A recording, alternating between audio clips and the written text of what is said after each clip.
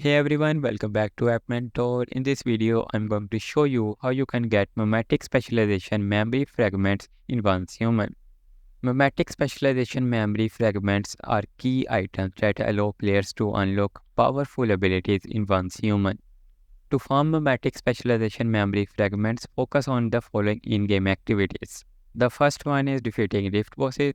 Rift bosses drop memory fragments when defeated. They appear in different regions of the map, and taking them down can yield a good number of fragments. Secondly, you can raid securement silos, which are special locations where you can engage in intense battles. Successfully raiding these silos can reward you with memory fragments. And finally, the LIA Research Lab is another key area where you can obtain memory fragments. These raids require teamwork and strategies, but the rewards are worth the effort.